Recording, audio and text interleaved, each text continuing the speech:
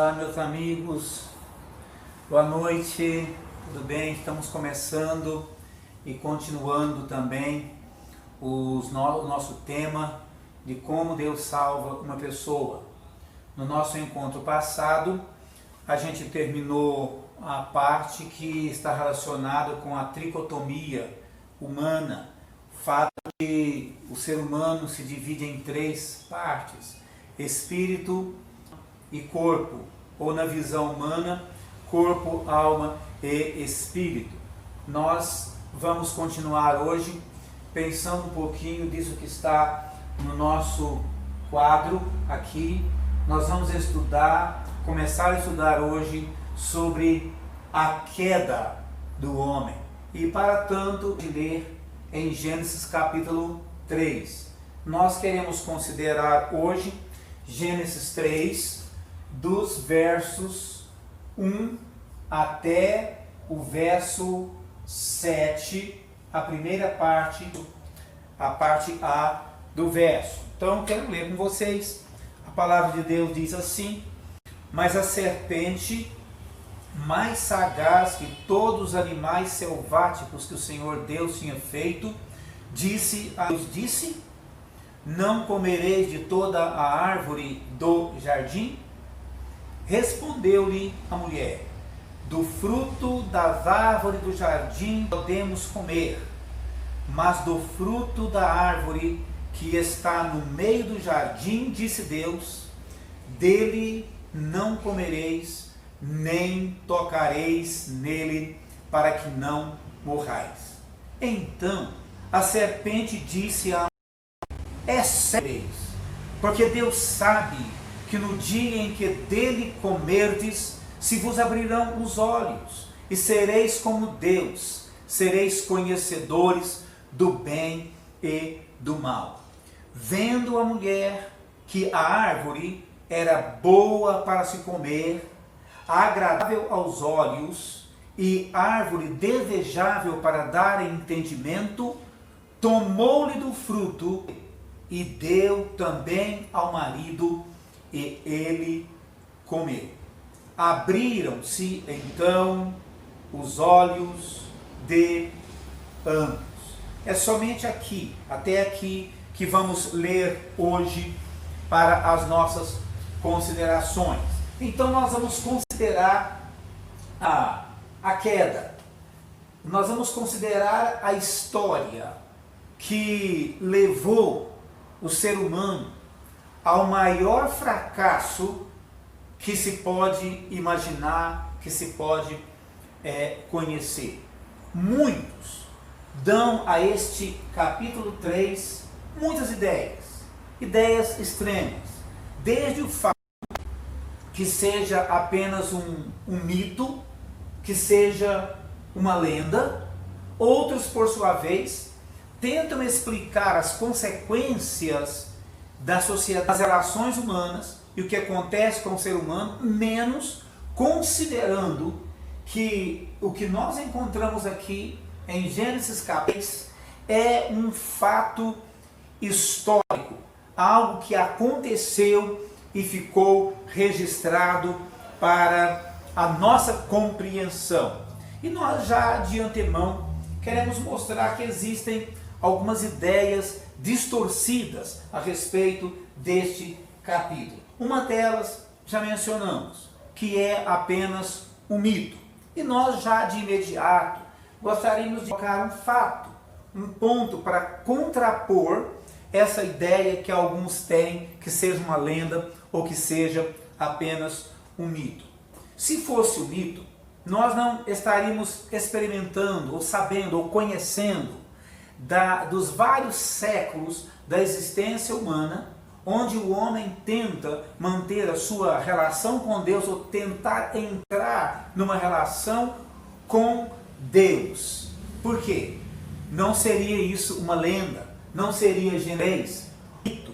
Se fosse um mito, certamente não se poderia falar em salvação, não se pregaria sobre salvação, e o homem, por sua vez, não tentaria algum tipo de relacionamento com Deus, como nós pensamos no nosso estudo, terminamos a tricotomia do homem pensando na questão do espírito do homem.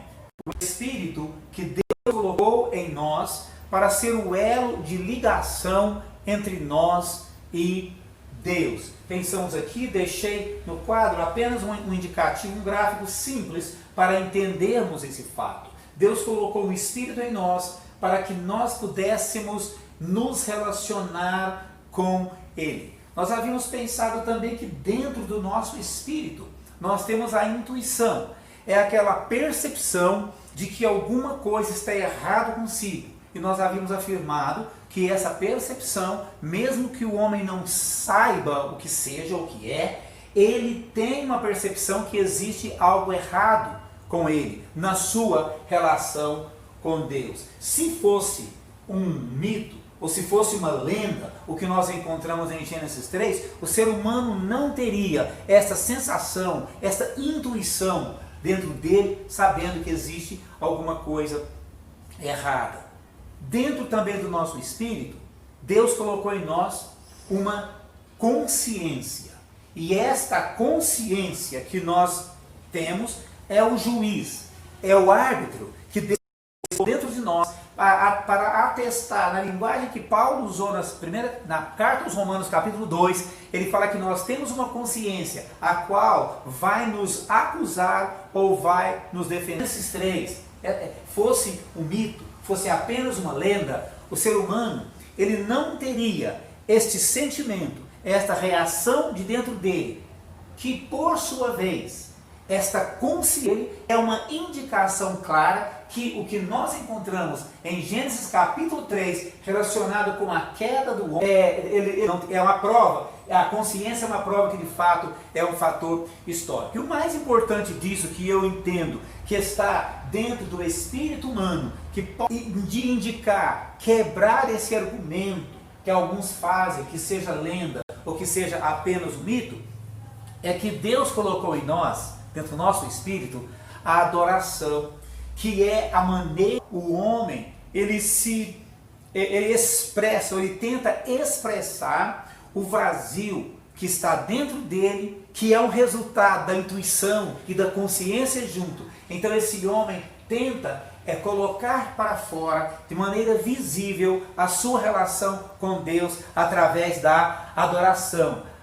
Jesus falou no livro de João capítulo 4 e verso 24, citamos isso no nosso encontro passado, que Jesus disse, Deus é Espírito, e importa que os seus adoradores o adorem em espírito e em verdade.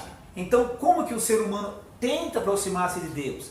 Tenta uma aceitação diante de Deus? É porque Deus colocou o Espírito nele para esta relação com ele. Então, Gênesis 3 é um fator histórico, está relatado na palavra de Deus para a nossa compreensão. E é isso que eu quero deixar um pouco hoje. Os fatos que aconteceram, que estiveram envolvidos nessa queda, ou alguns elementos que precederam a queda do homem. Eu quero começar considerando então aqui em Gênesis 3, no primeiro versículo, nós encontramos ali a distorção da palavra de Deus. E antes de mencionar isso, eu creio que se todos nós entendêssemos ou entendermos o que está envolvido nesta queda, neste relato histórico, os seres humanos compreenderiam a maneira que Deus salva uma pessoa. Nós vamos compreender e vamos atestar, vamos afirmar que Deus está certo nos métodos que Ele tem para salvar o ser humano. E se entendermos isso, boa compreensão do primeiro estágio que cada um de nós precisa entender para essa relação com Deus. Por quê? o que nós encontramos na queda? O que é a queda em si? É o fato que os nossos primeiros pais estavam expostos com a capacidade em plena liberdade e em condições de atender plenamente à vontade de Deus, e nessa a liberdade eles fracassaram desobedecendo a Deus. Trouxe para nós muitas implicações, que essa queda ela é um drama que aconteceu, mas é um drama que não aconteceu simplesmente pelo fracasso, porque havia uma continuidade nesse relato histórico mostrando que era um drama, mas havia uma solução da parte de Deus. A queda indica para nós dois fatos que nós precisamos guardar. O primeiro é um estado anterior à queda, onde o ser humano, o homem, ele tinha condições de agradar a Deus. Não havia nenhum impedimento de que esse homem agradasse a Deus em todas as coisas. Ele tinha condições e não havia nenhum impedimento para ele.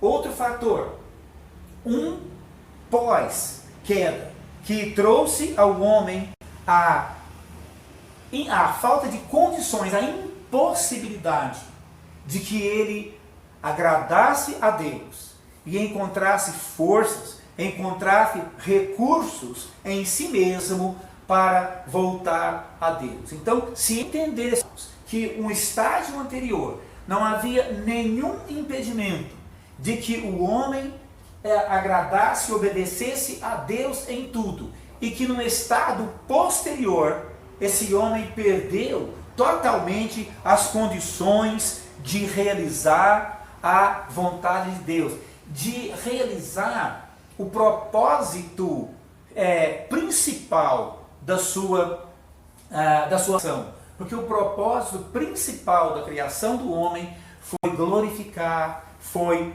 honrar a Deus. E se entender esse fato, um estado superior não havia impedimento, um estágio inferior, um estado inferior deixou o homem impossibilitado por si só de agradar e glorificar a Deus. E nós precisamos entender um princípio aí, que se o ser humano ele não atinge o seu objetivo principal, que é glorificar, que é honrar a Deus, o ser humano ele é um ser infeliz. O ser humano, quando ele consegue agradar a Deus, voltar ao estado anterior, com condições de agradar a Deus, ele se torna um ser humano feliz, um ser humano realizado. E uma outra coisa, desmistificar desse texto, é um erro em relação à doutrina teológica chamada a doutrina da depravação geral. Não vamos entrar detalhadamente nisso, mas apenas mencionar um fato. Alguns entendem ou interpretam essa doutrina, porque ela é abordada aqui nesse capítulo 3, e a Bíblia discorre sobre esse estado da condição do ser humano pós, que essa doutrina da depravação geral, alguns dizem, não há nada de no ser humano. Então nós precisamos entender bem o que significa essa queda aqui em Gênesis 3, para que tenhamos uma visão da maneira que Deus salva, o que Deus quer que nós compreendamos pela sua palavra, o que significa isso. Então, se não há nada de bom no ser humano, então vale-nos aqui fazer uma pergunta. Existem pessoas que conseguem fazer boas coisas. Um pai pode ser um bom pai de família, pode ser um bom esposo, a mulher, uma boa mãe, uma boa esposa. Na sociedade, fazer algumas coisas boas às outras pessoas. Na linguagem que Jesus falou em Mateus 6, ele mencionou que vós, sendo maus, sabeis fazer boas dádivas aos outros. E ele vai mencionar ali algo que está num outro contexto. Então a doutrina da depravação geral, ela não quer dizer que o ser humano não é capaz de fazer algumas coisas boas para o seu, que alguns são. Tem alguns que não conseguem ser mais maus porque não têm oportunidade para isso. E alguns podem fazer coisas boas estando numa situação ruim. E é exatamente isso que a doutrina da depravação geral ela indica. Ela não indica a capacidade do homem fazer ou deixar de fazer coisas boas. A doutrina da depravação geral, ela indica que o homem, após a queda, ele não pode estar numa situação pior. A doutrina da depravação geral, ela fala de uma condição em que o ser humano entrou no estado espiritual, ruim. É uma condição ruim em que o ser humano se submeteu. Ele entrou, ele decaiu de um estágio superior e ele entrou num estágio inferior, condição que, segundo a Bíblia, ele não poderia estar pior do que essa que ele se encontra. Se nós entendermos esse fato, isso ficará claro para a gente compreender aquilo que Deus espera de nós, de compreensão que Ele falado em outros encontros, que Deus salva da maneira dele. Nós temos que aceitar as condições que Deus tem para nos salvar. É Ele que indica para nós o caminho pelo qual nós podemos agradar. Pensando nesse fato, nós vamos pensar então agora alguns fatos que envolveram essa queda. Primeira coisa, quero pensar aqui na distorção da palavra de Deus. No verso 1 do capítulo que nós lemos, diz que, sendo a serpente mais sagaz, mais astuta que todos os animais selváticos que Deus havia criado, disse à mulher. E eu quero chamar a atenção para esse fato. Ele disse à mulher, e a palavra de Deus descreve para nós, ele pergunta, é assim que Deus disse? Não comereis de toda a árvore do jardim? Destacar que houve uma distorção aqui à palavra de Deus. E quero destacar também um fato, que quando Satanás, ele estava na serpente, foi a primeira possessão demoníaca que a Bíblia nos mostra. Então ele disse, é assim que Deus disse, não comereis. Ele colocou uma negação antes de afirmar, ou de perguntar aquilo que Deus havia dito. Disse o Senhor Deus, não comereis de toda a árvore do jardim? Essa é amigos, e nós um pouquinho. Se você perguntar ou indagar para uma pessoa que realmente tem a sua vida nas mãos de Deus, é alguém que confia em Deus, sabe quem Ele era e sabe em que situação agora Ele está, uma pessoa salva. Se essa pessoa perguntar para qualquer pessoa na sociedade qual é o conceito que eles têm de um cristão no contexto bíblico, normalmente, eu vou dizer para vocês que 95% das pessoas que responderiam essa pergunta, quem é um cristão para você? 95% das pessoas vão começar respondendo algo assim. Um cristão para mim é alguém que... E a primeira coisa que eles vão mencionar eles colocarão um não precedente à sua afirmativa. Um cristão, para mim, vão dizer eles, é uma pessoa que não pode fazer isso, não pode ir a determinados lugares, não pode fazer, não pode praticar, e vão enumerar uma série de coisas que eles vão dizer que um cristão, ou para que seja cristão, a pessoa não vem uma negação anteriormente. E nós sabemos onde começou. Começou quando Satanás, ele distorceu uma ordem de Deus. Se você ler nesse mesmo livro, capítulo 2, versos 15 e 16, você vai encontrar ali o fato que Deus formou o homem e colocou esse homem no jardim do Éden para o livrar e o guardar, dando-lhe esta ordem, dizendo-lhe, de toda a árvore do jardim poderás comer livremente, mas da árvore do conhecimento do bem e do mal, dela não comerás, porque no dia em que dela comeres, certamente morrerás. Note o que Deus está dizendo e confronte isso, compare isso com aquilo que Satanás fez aqui nesse versículo 1 do capítulo 3. Deus disse, de todo o jardim poderás comer livremente. O que Satanás está dizendo nos versos, ou na pergunta que ele faz? É assim que Deus disse, não comereis de toda a árvore do jardim. Ele inverteu totalmente a ideia que Deus tem para nós. Vale aqui ressaltarmos que a vida que Deus propõe aos humanos é uma vida de plena liberdade, de uma verdadeira e plena liberdade. O que Deus quis dizer para aquele homem, para aquela ordem dada para Adão, o que Deus quis dizer era, você tem tudo que você precisa nesse jardim de Éden, significa lugar de delícias. Você tem tudo que você precisa aqui. Eu coloco diante de você tudo que você precisa.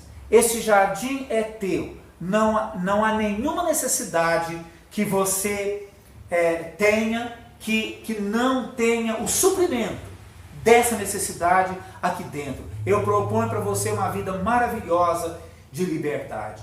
E é assim que Deus propõe para cada ser humano.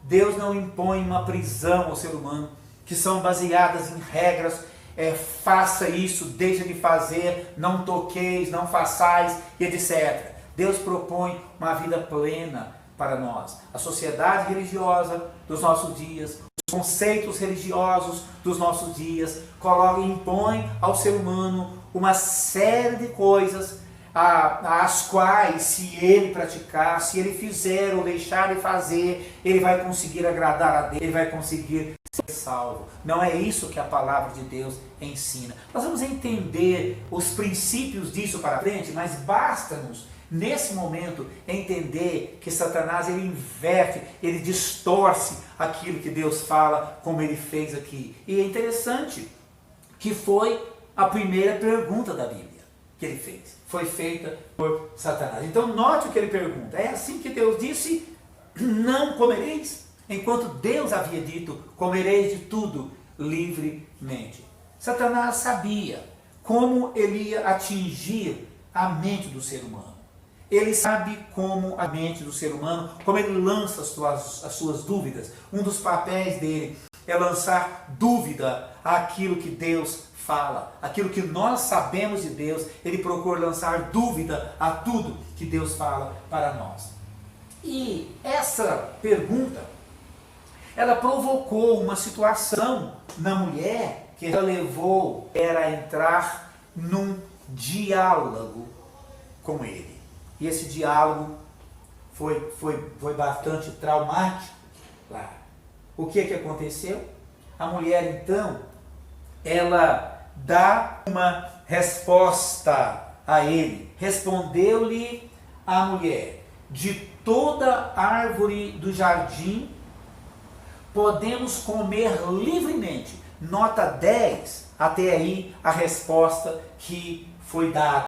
de toda a árvore do jardim poderemos comer livremente, mas da árvore, disse ela, que está no meio do jardim, dela não comereis.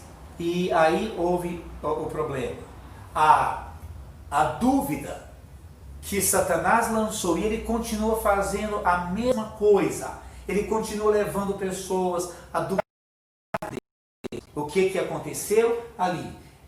A árvore que está no meio do jardim. Se a gente ler um pouquinho esse livro, outra árvore que estava no meio do jardim, que é a árvore da vida, mas a árvore do conhecimento do bem e do mal, a Bíblia não fala localização, mas a mulher, ela vai estar mandando dúvida e confusão. Então ela diz: a árvore que está no meio do jardim, não comereis, nem nela tocareis, para que não morrais. Além do diálogo com a serpente, houve uma alteração da palavra de Deus. E nós precisamos entender isso nos nossos dias. As coisas continuam do mesmo jeito. Quantas pessoas estão acrescentando à Bíblia aquilo que Deus não está dizendo? Pessoas fazendo doutrina onde não tem doutrina. E muitos tirando doutrina onde tem doutrina ou tem ensino. E esse diálogo, essa dúvida lançada, trouxe resultado, a alteração daquilo que Deus diz na sua palavra. E eu repito, quando o nosso interesse, como Deus salva, quanta dúvida existe, quanto problema existe na mente das pessoas em relação à maneira que Deus salva. Houve uma alteração. Quando Satanás percebeu que havia uma confusão, um desconhecimento da palavra de Deus, houve um afastamento daquilo que Deus havia dito, e a mente humana, a mente dela, estava em dúvida, ele poderia fazer as suas afirmações. Ele fez uma negação daquilo que Deus havia dito. Então disse a serpente à mulher: é certo que não morrereis. Ele não fez isso de imediato. Se ele chegasse e dissesse à mulher: olha, não faça isso, vocês não vão morrer, é mentira de Deus, alguma coisa nesse sentido.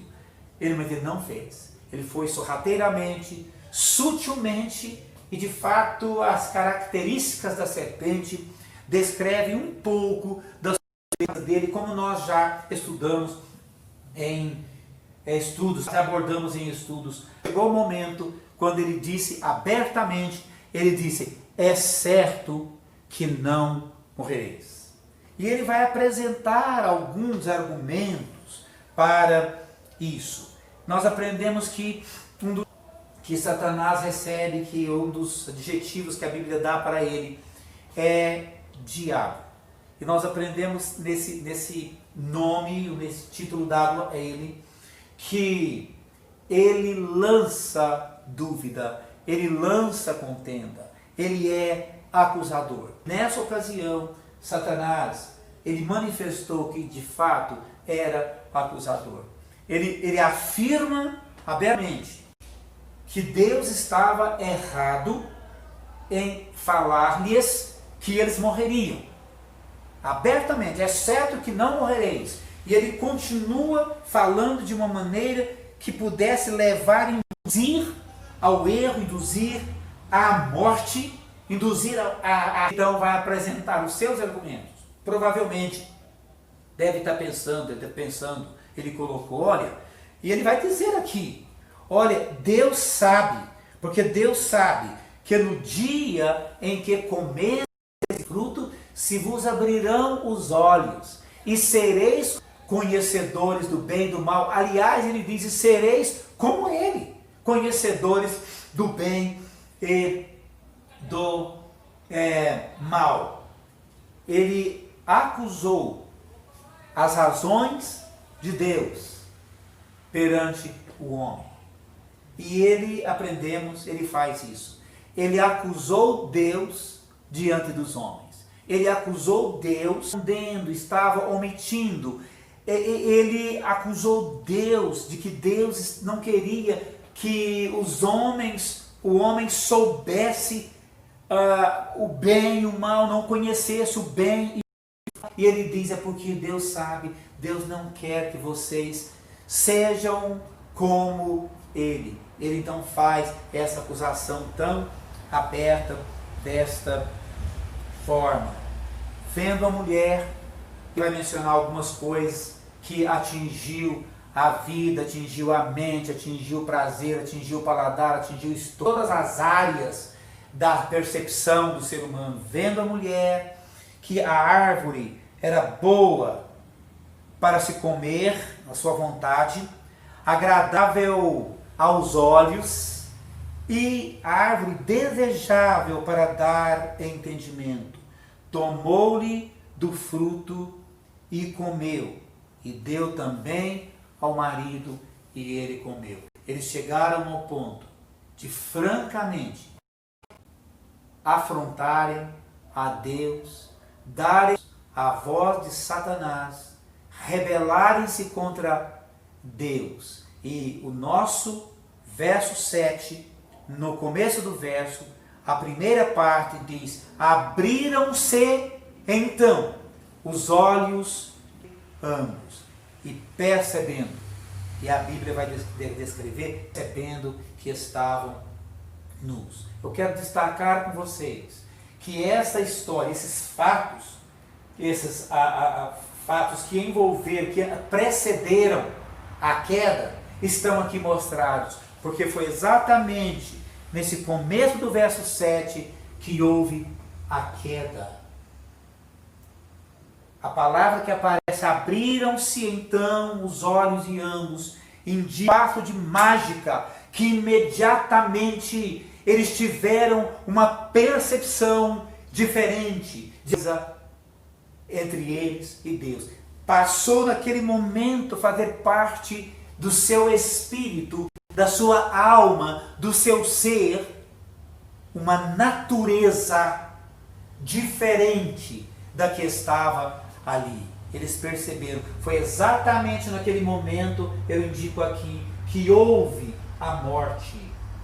O rompimento foi nesse momento, ao desobedecer, que o homem saiu do estágio superior para o estágio inferior. Que o homem perdeu a sua condição de agradar a Deus. O homem perdeu a condição principal pela qual ele foi formado: glorificar e honrar a Deus. E naquele momento, aquela vida, aquela comunicação do seu estou com Deus foi interrompida. Houve morte.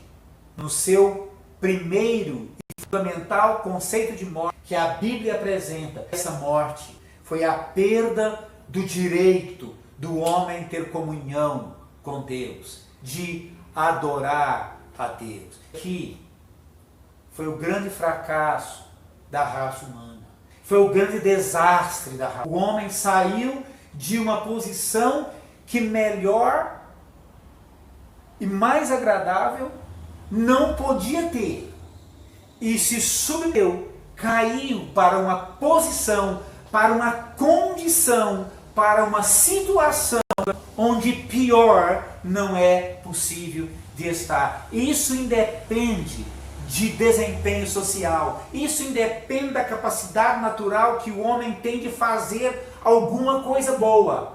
A condição numa situação de morte e uma situação onde ele se viu e se vê impossibilitado de por si só para Deus, resolver o problema no qual ele entrou. Nós vivemos dias dessa famosa pandemia, onde se fala tanto em pandemia, se fala mais de outra coisa, colocando como se fosse a pior situação triste, uma situação preocupante, muitas mortes em diversos lugares, embora outras pandemias mataram mais do que está se matando, mas não vem ao caso. Mas o ser humano coloca algumas como a pior situação possível. Eu digo aos amigos, a Bíblia apresenta nessa história para a pior situação possível. Entrou na pior condição que os seres humanos podem estar, porque é esta situação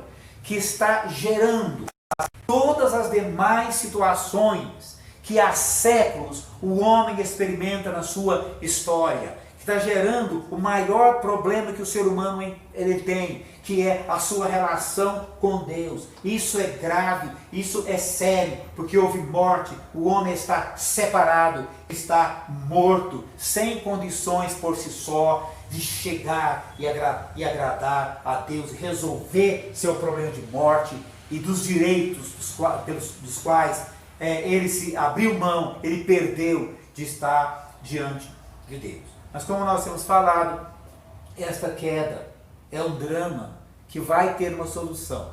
E nós um dia vamos voltar ainda nesse capítulo para ver o outro lado da história, o outro lado da moeda. Mas a princípio, nós precisamos entender que este é o problema. Aqui está o problema. É um problema espiritual grave e sério, pois o homem morreu. O homem está morto, o homem está separado de Deus. Então eu fico hoje apenas com esse nosso